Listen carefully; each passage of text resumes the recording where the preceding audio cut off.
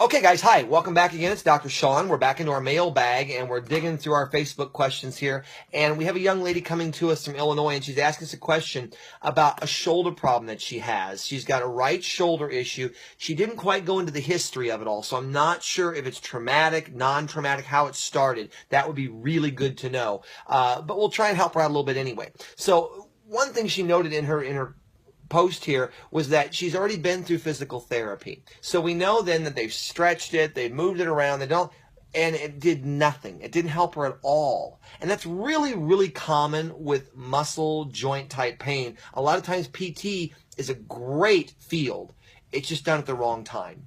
And this is probably a very good example of that. They referred her back to her orthopedic surgeon. They're going to do an exploratory MRI or X-ray. They're not sure which one yet. It's very interesting then that this is what's going on with her. Now, what will we do? How would we help this patient? In this case, you have to examine. First thing you'd look at, does it even move?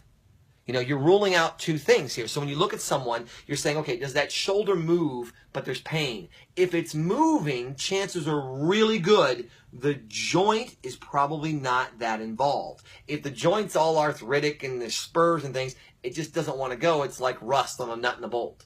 But if it's moving, then we know, okay, it's not so much the joint that's probably the issue here. You're looking more at the muscles and the ligaments and the things that support and hold that. Now, what's interesting about a shoulder, it's like a golf ball on a tee, where the hip is the exact opposite. It's a golf ball in the cup. So the hip is really stable because that socket is sitting down in a cup and it's very stable. But the shoulder is not. It's a golf ball, really big, on a little tiny tee. And so there's lots of muscles and ligaments and things holding it in place. Now you sacrifice mobility for stability. So the hip is much more stable, but you can't sit here and do this with the hip. And so that's one of the reasons God made us this way. So what's really cool about this is we say, okay, well, now that we know what's going on, we know the shoulder's involved, where is her pain? In the front of the shoulder, in the socket joint area over here, or is it more in the back over in this area? Because where the problem is kind of starts steering you to what you're looking for. So once we've assessed that, I would examine, check for range of motion, see how things are going. Does it click every time she lifts it? Can she lift it cleanly? Or is she like, and she's having to lean the body to get it up there? They're different problems. Now, once you figure that out, let's just say she can move it, but it's hurting her. And that's where we're going to start with, because I'm kind of getting that from the PT work here. And she didn't mention a frozen shoulder or anything of that nature. So once you do this, you look at the bony structure. You say, okay, the shoulder sits on the spine just like this. It can move. There's two of them. You will very, very, very seldom, if ever, see a shoulder problem on one side that is not automatically affecting the other. There's no way to really lift this one without the other one moving. Down or up, forward or backward, the whole thing has to move and shift. It's one kind of dynamic piece. So when we look at that, we say, well, we got to look at both sides then. And we have to look at all the muscles that are holding both sides together, because it's a very tug-of-war, push-pull. Now, in our practice, we do a very, very unique musculoskeletal system. It's a muscle technique that allows you to go and assess each muscle individually. Because what happens, guys, if you're getting joint pain, the only way that can happen without some kind of a pathology, a rheumatism or something, is to have the muscles that hold the joint, they have to fail. And now it doesn't mean they have to rip and tear, and that's the rotator cuff syndrome. They don't have to rip and tear necessarily. They just have to fail. Now, what does fail mean? It means when you're playing tug of war and you're holding, you're pulling, one side says, I'm losing, let go.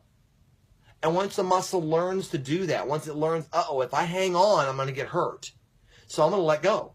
Once you train it to let go like that, it just keeps letting go over and over and over again forever.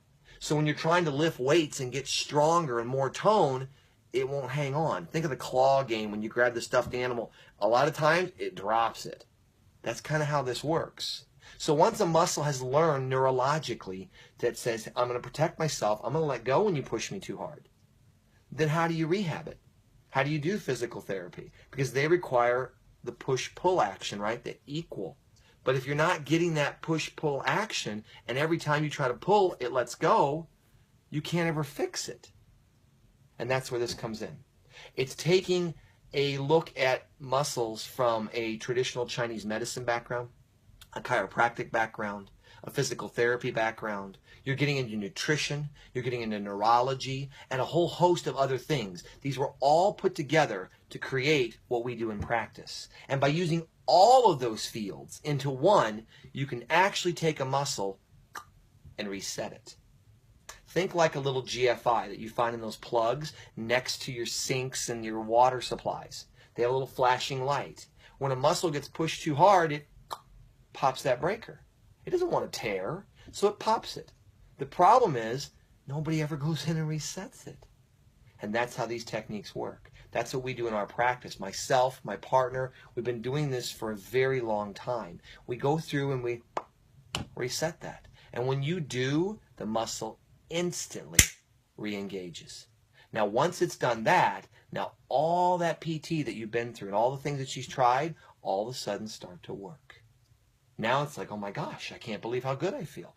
This is how you do these things. So you go through and you assess the structure first. Look at the bones. What are they doing?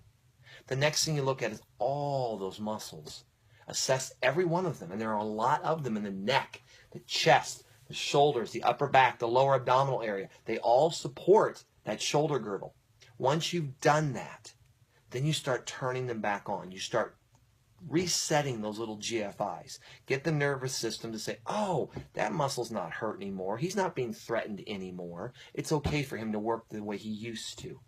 When you reset that and you get it firing again, cleanly, the muscle will instantly hold for you.